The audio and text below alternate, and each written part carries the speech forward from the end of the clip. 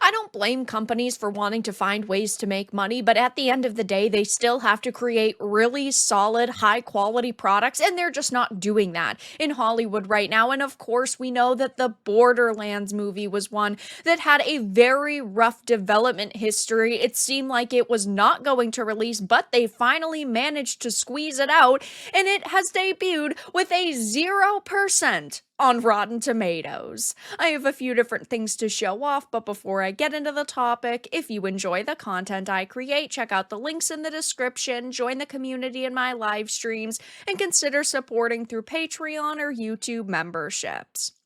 Now, there are just some products that should not be made. In this case, this movie should have never been made. They had tried for years to get a cast together, to get the crew behind the camera together, and at every single point, something happened, something with this project fell apart, and they should have taken that as a sign that this did not need to exist, but they barrel forward. They put tons of money into it, and well, it seems that they are most certainly not going to be making any profit because it has debuted with a 0% on Rotten Tomatoes. This is a feat that very few movies and TV shows happen to stumble upon, but they're definitely winning an award, it seems, for one of the worst movies to ever release because it seems that the critics already hate it. Now, I always say this when I talk about scores.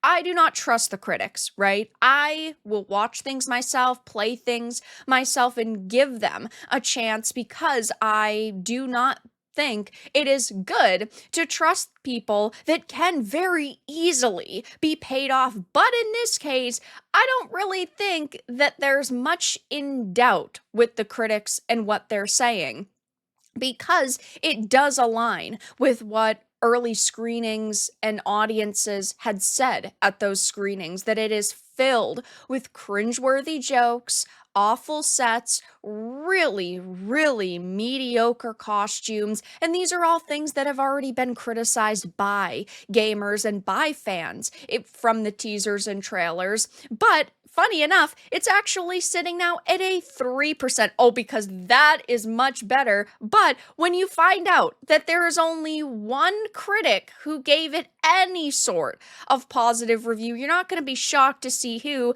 because it was none other than Grace Randolph.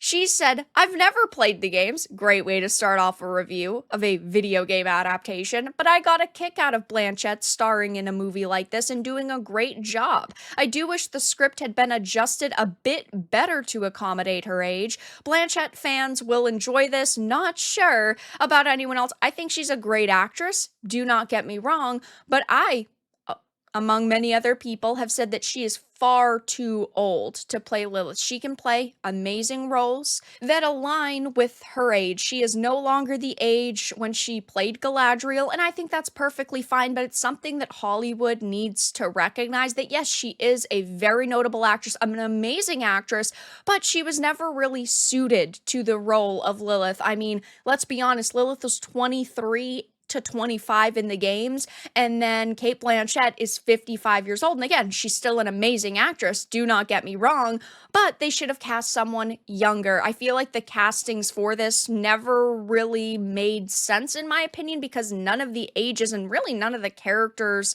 seem to be their video game counterparts. It's like they just took the Borderlands name and changed basically all of the defining details.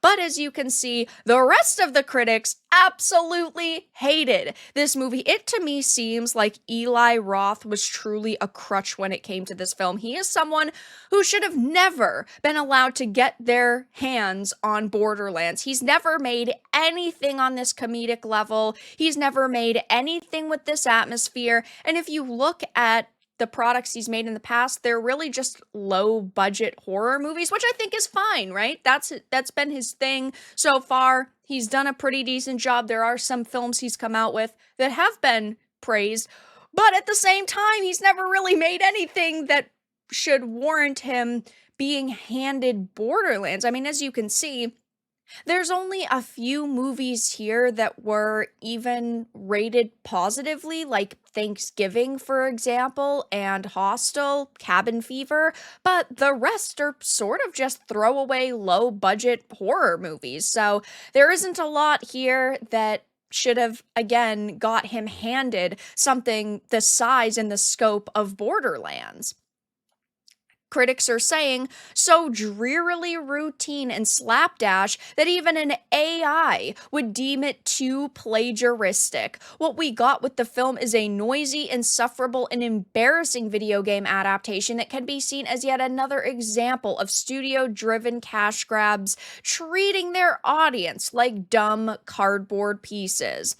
It is what an out of touch executive thinks the cool kids would find appealing, one obnoxious quip after another that feels outdated as soon as they're uttered. And, this is generally what the information we got about the early test screenings said, that audiences who were seeing it were not very happy. They thought it was just one cringy quip after another.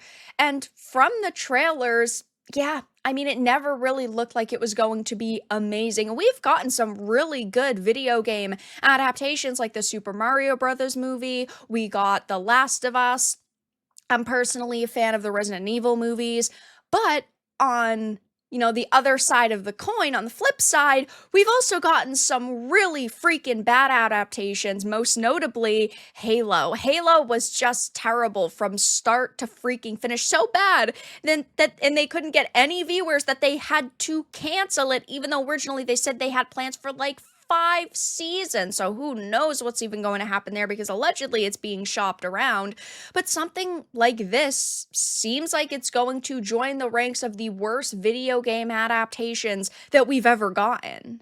And I mean, this director, Eli Roth, is gonna go down in history beside Boll as a massive joke. Boll, who I'm sure a lot of you already know, is responsible for some of the worst video game adaptations and just bad movies in general, is massively disliked by gamers because of the injustices he did to amazing properties. He's behind the lowest rated video game adaptations like Alone in the Dark from 2005 and House of the Dead in 2003, both with 11%, so it will be interesting to see if audiences rate Borderlands as low as those movies, or if they'll think it's okay, but I don't think it's gonna get like a 75 or an 85 from audiences, and clearly Eli Roth is going to be laughed at. People are not going to take him seriously going further. And I don't think that a lot of big companies are going to want to work with him after seeing the nightmare that he came up with for $100 million. And look, these critics are all shills. In a lot of instances, they're probably paid off, but a broken clock is right twice a day, unless your name is Grace Randolph. And heading to social media, people are not holding back on their opinions of this movie's teasers and trailers and the hilariously bad scores it's getting. There's comments saying they turned Lilith into a granny, their failure was deserved. I don't know what they were thinking with taking older actresses and changing the ages of these young hotties. People would have loved to see a video game accurate Dr. Tannis or Lilith, and that just did not happen here. Oh no, that's even worse than my already low expectations. Wow, who would have guessed an Eli Roth film would fucking suck, which I completely agree with. He's made like a few decent things, but never anything that has been close to perfect or fantastic. And it's just such a bizarre thing that they did with this movie. Every single move that they made was just mind-blowingly bad.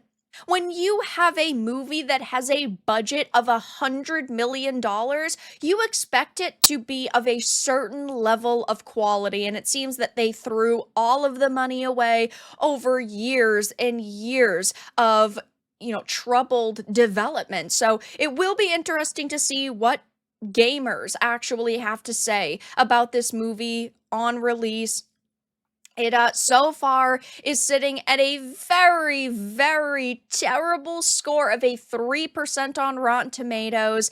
And boy, oh boy, does this seem like it's going to join the ranks of the worst video game adaptations of all time. But that's all that I had to discuss in this video. Let everyone know your thoughts in the comments below. If you enjoyed this, give it a like, and if you didn't, give it a dislike. I appreciate your support either way, but I'll talk to you all again in the next video really soon.